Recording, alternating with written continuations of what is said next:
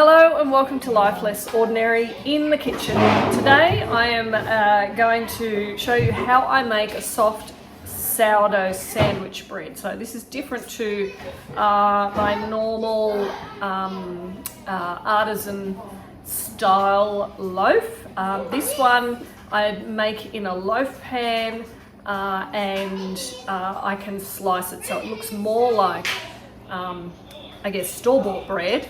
And it has a different crumb and texture inside to the loaf, so that it is more suitable for sandwiches.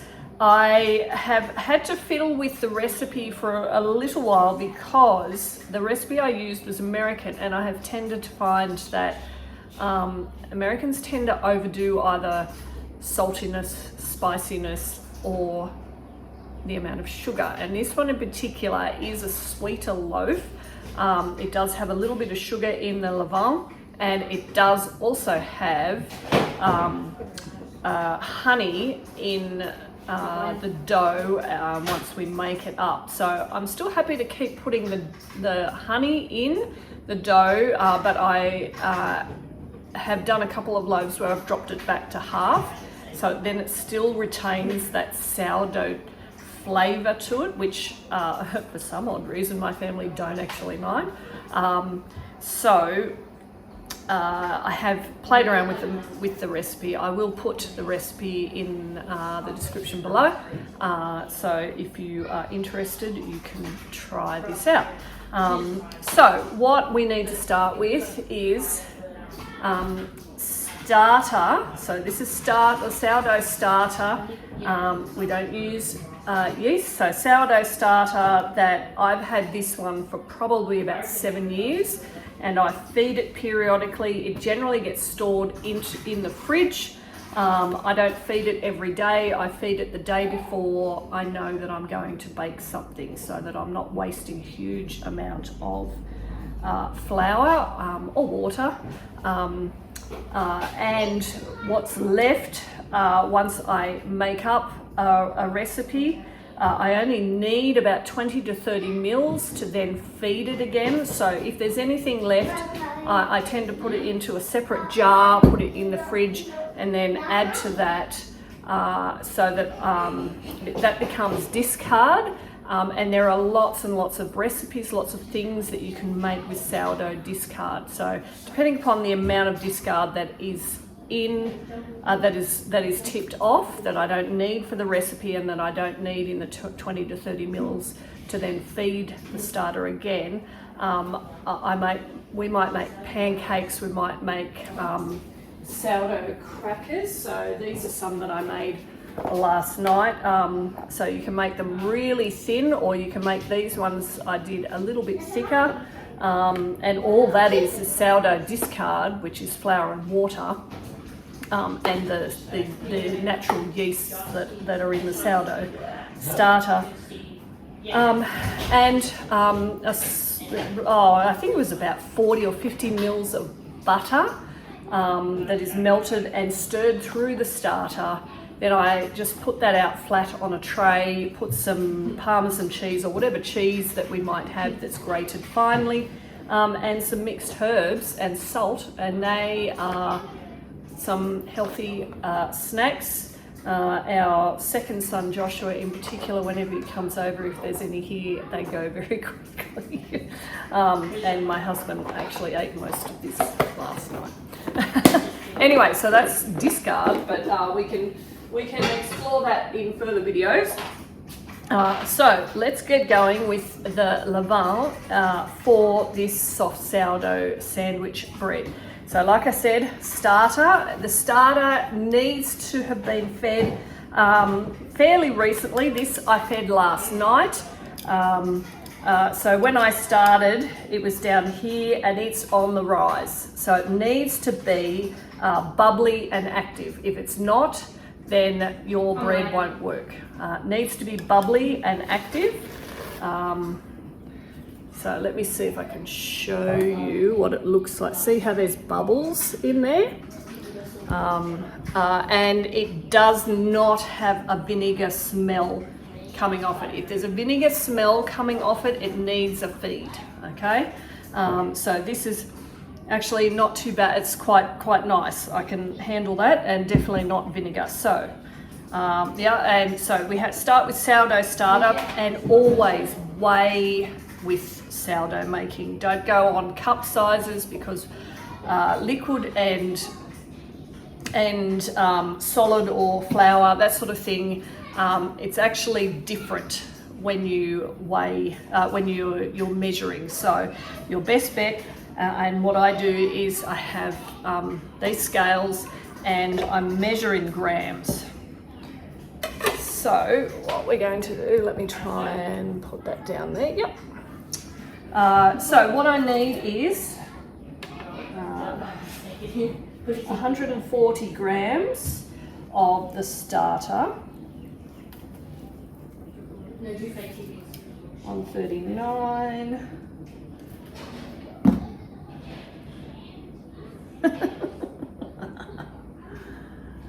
No.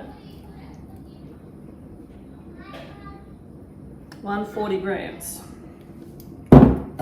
So 140 grams. So these are all equal measurements. 140 grams of this, 140 grams of, so I use baking flour in my baking it has a higher protein content, which is much better for bread making.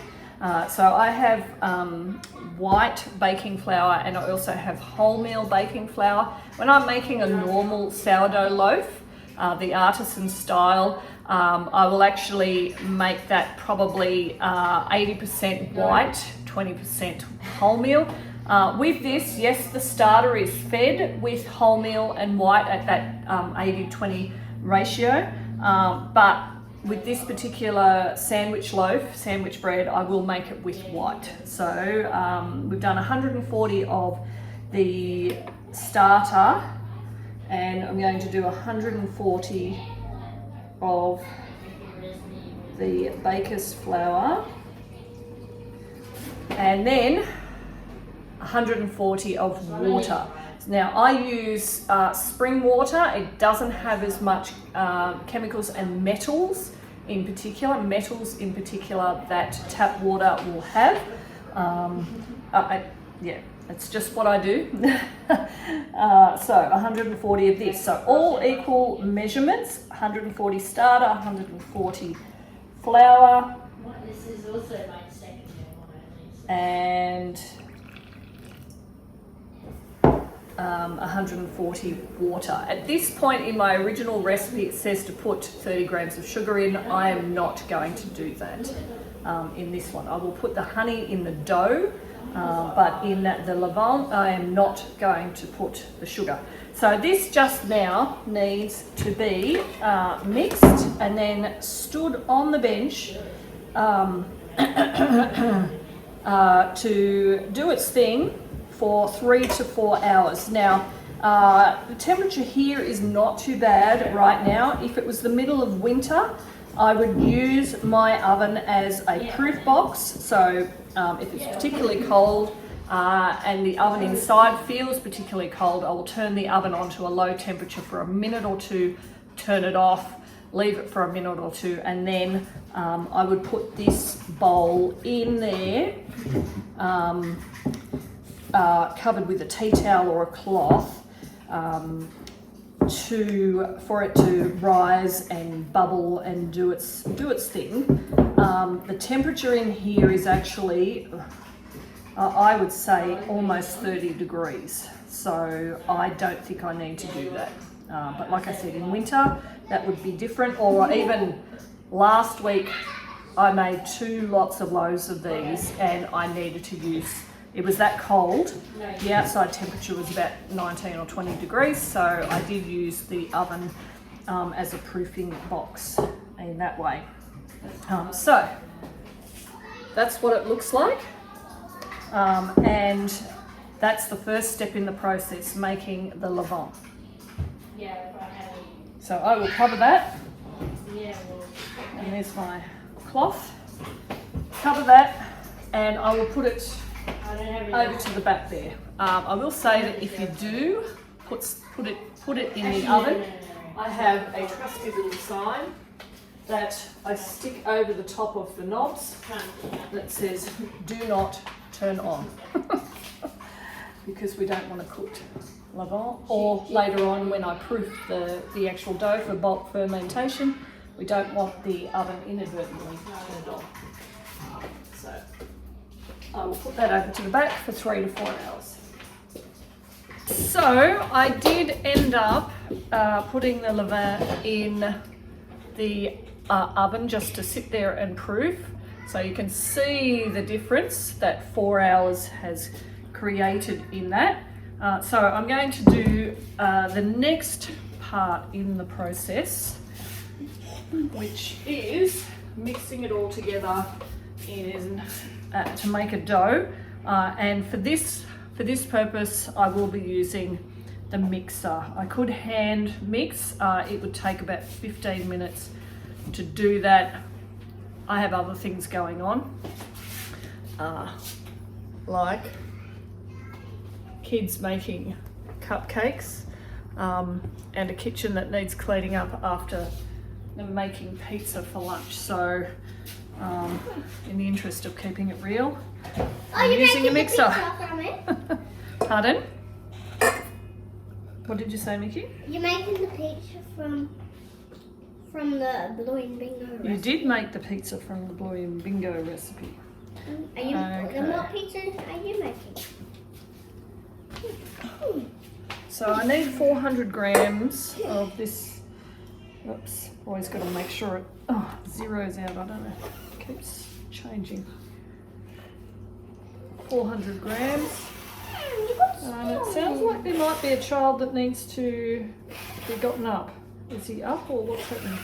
He is up. He's in the toilet. Oh, he's in the bath. Oh, Mickey, you're blowing these. 3. Oh, that looks good. 4.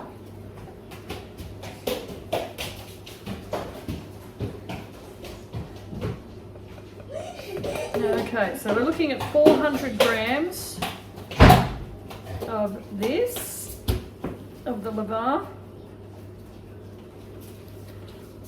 Oh, so this is, because it's been mixed together, it's a bit stickier and it's risen, so it's stickier. Trying to get it out. To get 400 grams. Oh. Okay, there we go, 400. I will keep that one. Put that with the rest of the pile that needs washing. And then we will just add all the rest of the ingredients in. So 330 grams of the water. So again, I'm using spring water. So 330.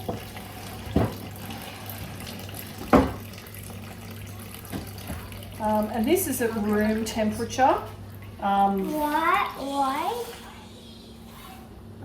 If it's too cold, it means that the dough will not mix or rise very quickly. So room temperature, you could heat it for 10 seconds in the microwave or a little bit on the stove, or use boiled water that's cooled down.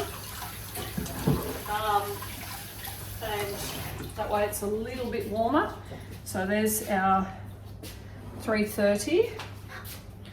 So the water's in, and I'm now putting in, the recipe says 160 grams of honey.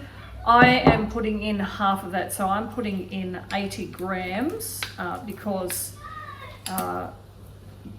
my family have said that while it is nice to eat bread that is sweet, when it comes to eating sandwiches, they don't want it sweet. So I'm halving that. So it will have a definite sourdough taste to it as opposed to overpowering sugar and honey that the recipe would end up with. Okay, then 1 egg. So I have actually measured what this egg does weigh. So these are from our chickens. The suggestion is for over 50 grams.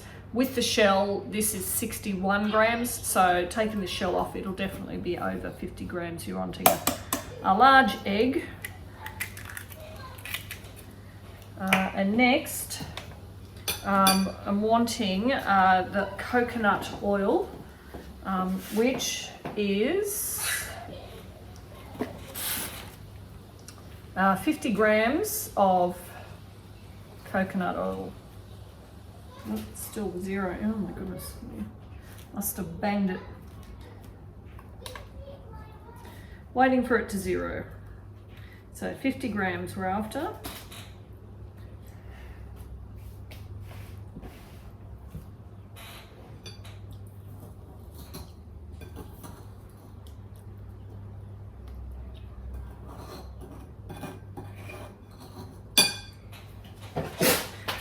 So you could use the more solid coconut oil. This is MCT coconut oil. It is liquid. I use this for everything except for I use the solid one if I'm, say, seasoning cast iron, because then I can just rub it in. Because this is liquid, it's much easier to use in cooking. Otherwise, if you're going to use the more solid coconut oil, you just need to melt it so that it becomes liquid. So that was the 50 grams of coconut oil, 1 large egg, and then some salt. So this will look like a lot, so it's 2 tablespoons, so 3 is 1, 2, 3. I did the math in my head there. 6 teaspoons, 2 tablespoons. So there's that. So the only thing that needs to be put in now is the amount of flour. So I'm looking at 950 grams of flour for this.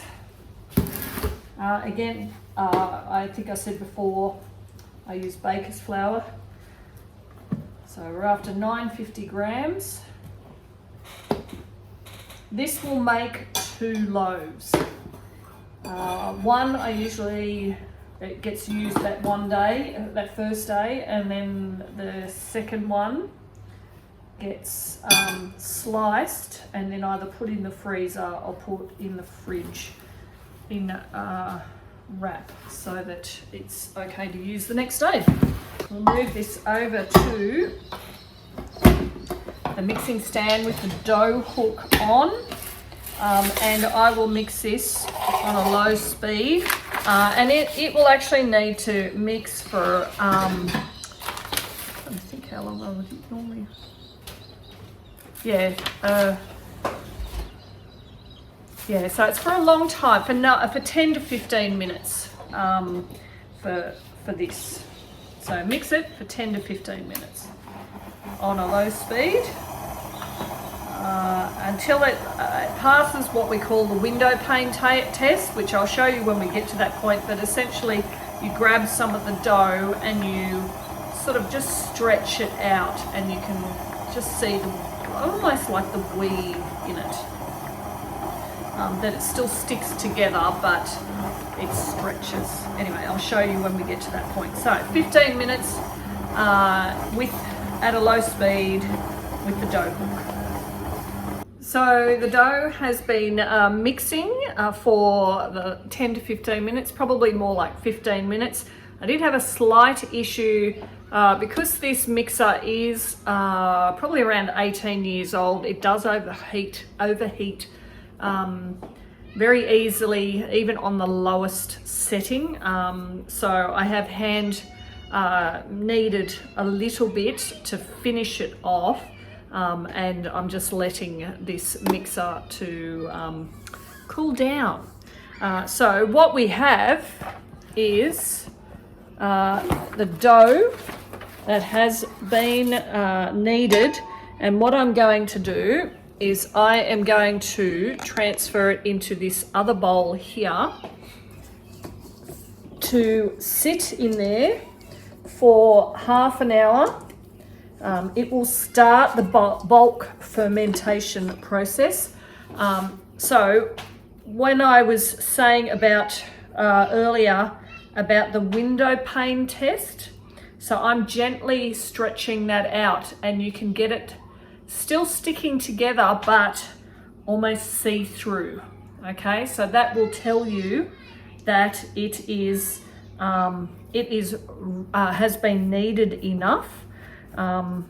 So what I'm going to do is I'm going to put that in there for half an hour, let it sit, and then perform some stretching folds every half an hour for 2 hours after that. So that's 3 or 4 of these stretching folds, which I will show you when we get to that point. So it's in here for half an hour, and I will put it somewhere. I will actually probably stick it in the oven so that it's out of the way, because we do have all this cleaning up to do. Put a tea towel on, and as I referred to earlier, I will put my little note over on here so that no one turns the oven on in the meantime. So that will just help that to rise and do that bulk fermentation quite well.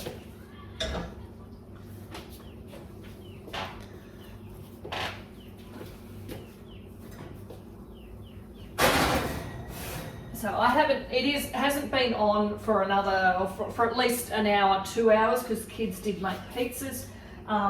So it's not warm, but it will be a constant temperature. The rest of this room, I've got the window open, so the temperature is going to be change a little bit because of that. So that's what I do. Oh, and don't forget the ever important, do not turn on. So it's been half an hour. I'm just getting the dough that has been standing for bulk fermentation. I'm going to bring it over here so that you can see what I'm doing and the change that there is. Don't mind the extra noise. They're having a dance party in the lounge room. So you can see, even from half an hour, it has sort of risen, and this is all part of the bulk fermentation. Now, there are 2 different ways that I've learnt to do this next step, so the stretch and fold type thing. So what you could do is, and what I would probably do more with the artisan loaf, if I'm doing a massive amount where there's 4 loaves worth of dough. So grab one side, pull it up, and then fold it over, turn the bowl, grab one side, pull, stretch it up, fold it back to here, and then turn and do that 4 times. But what I've been doing with this one in particular, lots of visitors to the kitchen because it's a busy afternoon. What I've been doing with this one here is grabbing from either side in the middle, and stretching it up, and then letting it flop down, turning it, grabbing it from either side underneath from the middle, and allowing it to stretch, and then putting it back down, grabbing it from the middle and sort of allowing it to stretch and doing that. Okay, so that's the first of 3. So a half an hour later, so I'll cover this over, put it back over there, and do this 3 times. There will be a remarkable difference between that and what it will feel like and look like when we come to the last stretch in an hour's time. So I'm going to do another half-hour one and then a third half-hour one. So we have finished our 3 or 4, or I have done 4 stretch and folds. So I'm going to do one more, and then what we will be doing is what's called the bulk rise. So as you can see, This is nice and soft and very stretchy.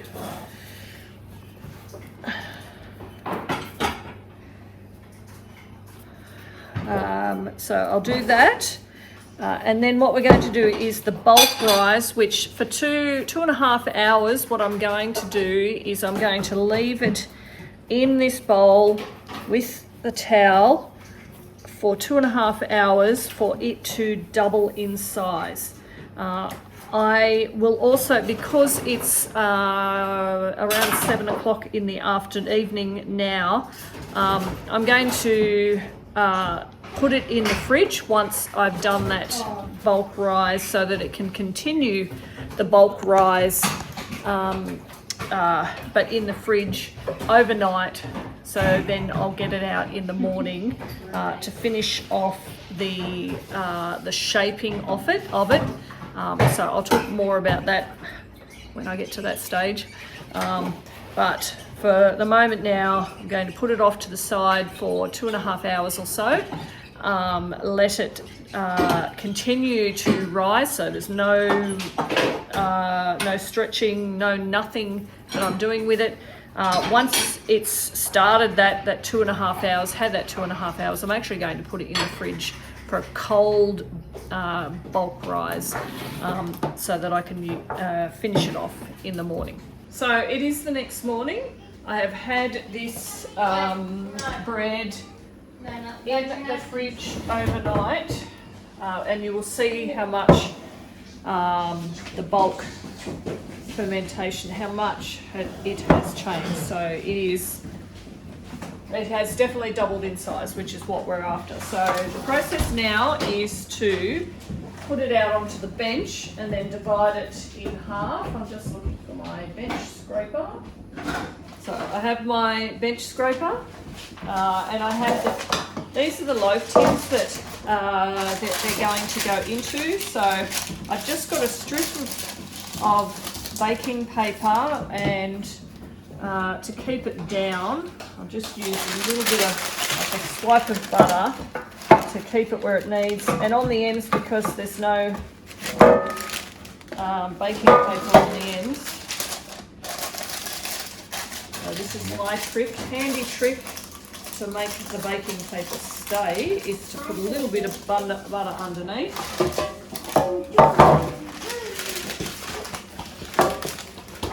And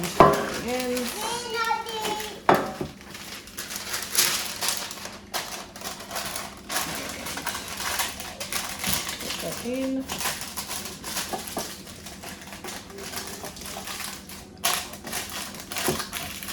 Because what we're going to want is these loaves in here, and they won't fill the loaf tin at the moment, but before I bake them, so I'm going to leave them in here to rise for a couple of hours until they are up and over the tins.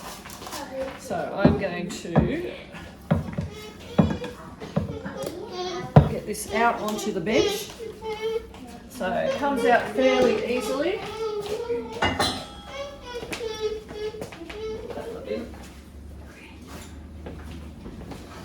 Okay, and then I'm going to divide this approximately in half.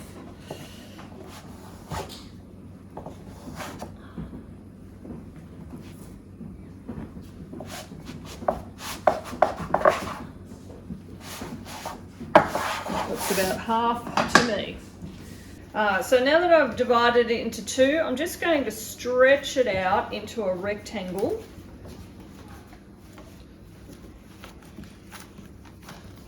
Now I wouldn't do this with my other artisan style loaves. I have a different way of shaping those.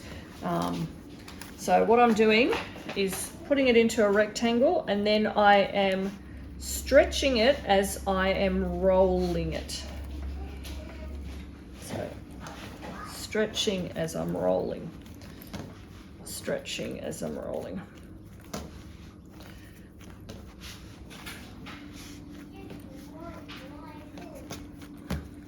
Okay, then I'm pinching up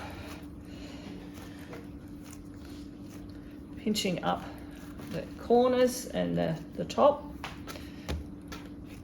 and then I will put that in there. So then I will do the same for this, sort of stretch it out into a rectangle.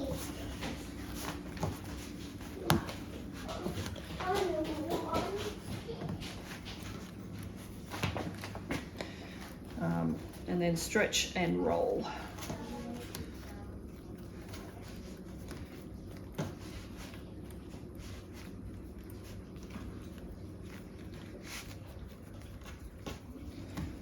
Pinch it.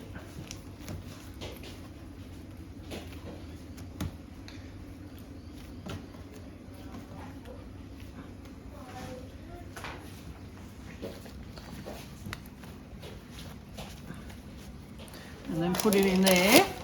So these I will put a towel over the top of these, and they will go into the oven, which I'll use as a proofing box until they do rise over. So it may take 2-3 hours. These have come from the fridge, so they're cold. It will take a little bit longer for them to rise, whereas if I had have just done the 2.5 hour bulk rise until it doubled in size in that bowl, and then I did this process, this next process would not take so long because they would be at room temperature rather than cold. So these I'm just going to put in here.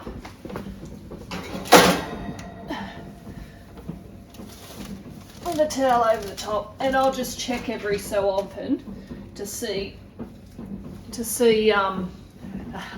just what the rise is. So I'm looking for something that's going to go over the tins, over the top, rise above the tin.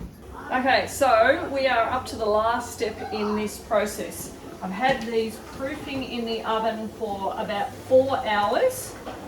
And remember I said we want it to rise over above the edge of the pan. So both of these have done that. So I know that this is ready, and if I touch it, it springs back. So this is ready to now cook.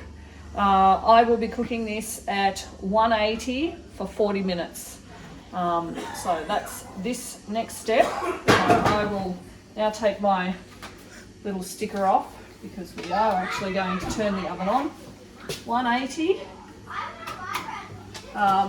I'm going to let that heat up for about 5 minutes, then I'll put that in 40 minutes, and then I'll show you what it looks like when it comes out. So it has been 40 minutes, the timer has just gone off, so I'm going to get these out of the oven. Look at that. And it does smell delicious. So what I'm going to do now, that has come straight out of the oven, as you can see. And what I do is I put butter on it. And this will help to create that softness on the outside. This I will now leave in the pans for 5 minutes before I'll then just lift the paper out and sit it out somewhere to cool down. Now, the smell of this means that you will be tempted to cut into this straight away. Do not do that. With any of these breads, they need to cool down. If you cut into it now, it hasn't finished cooking. So while we've had the 40 minutes of cooking in the oven, it's still cooking inside. The temperature is still quite hot and it's still cooking inside. So if you cut into it now and try to eat it, it will be still quite doughy. Avoid that temptation. Not avoid. Don't give in to temptation to open up the bread. So this 5 minutes here, then I'll take them out. And I'll show you what they look like once they've cooled entirely. Do not cut into them until they have cooled entirely. So it has been probably 2 hours since I brought these loaves out of the oven, and Tobias did remind me of what I was trying to say when I was saying about not eating the loaf straight away. Resist the temptation. It's my stroke brain, doesn't always think of things at the time that I need it to. Resist the temptation, wait the 2 hours, wait for it to cool down. You will be very happy once you've done that. So these look fantastic. As you can see, they are more like a sandwich loaf in terms of size and shape. So what I'm going to do, I will normally slice one all together and put it into a bag and keep one for people to use. The bag, this one goes into the fridge so that people can eat it at the following day.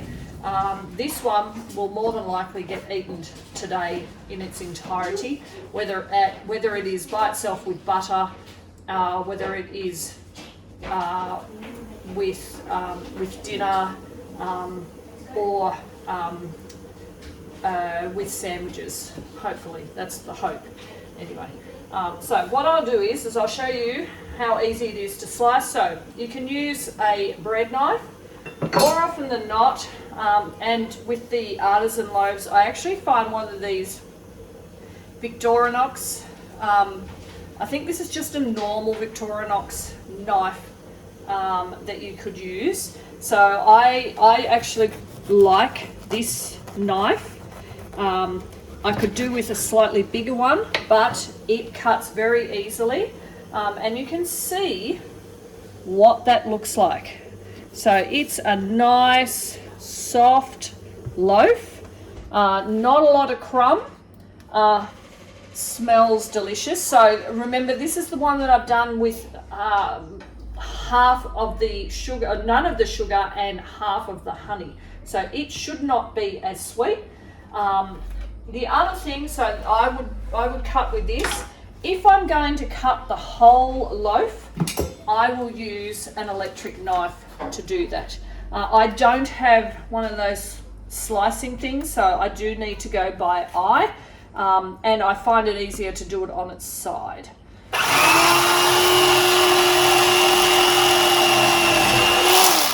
Easy, just like that.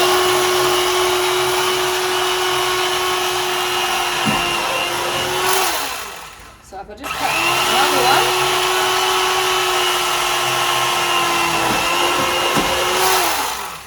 So not having one of those fancy slicing things means that I will every so often get one of those like that, but there's always someone on hand that will eat it. But that is the sandwich bread. Looks fantastic. So the ultimate test, we're doing a taste test. All right, what do we think? Toby, what's your thoughts? Is it still too sweet? Too sourdough? Would you eat it with a sandwich if you were having it? Yeah. Yes, so that's a yes from Toby. Sals, what do you think? I think it's fine. You think it's fine? Is it still too sweet? Because you had the complaint about the other one that was too sugary. This one tastes fine. This one tastes fine. Trinity, what do you think? It makes me want to get water. Oh, because it's just plain bread. Yeah. Yeah. But would you have it with a sandwich? Or would you prefer, as in if you were going to have jam and cheese on it, would you eat it? I usually use normal bread. Yes, but if I didn't have normal bread, would you eat? I'll just eat it plain with Nutella. You're happy to eat it plain. With Nutella. Mickey, what do you think? You have a bite. What do you think? I think that's great. You think it's great? Ruben, do you like it? Well, he's eating it. Anyway, that's the verdict from 1, 2, 3, 4, 5 young people. And they're kind of who I'm aiming it at. If I could get the... I will have some. If I could get the husband to use this for sandwiches, that would be a bonus. Thank you. If you have stuck around for the whole of this video, you're obviously really wanting to make this sandwich loaf. So get in there and have a go. You will not be sorry. It is such a fantastic loaf. But thank you for joining us in our kitchen, in our lifeless ordinary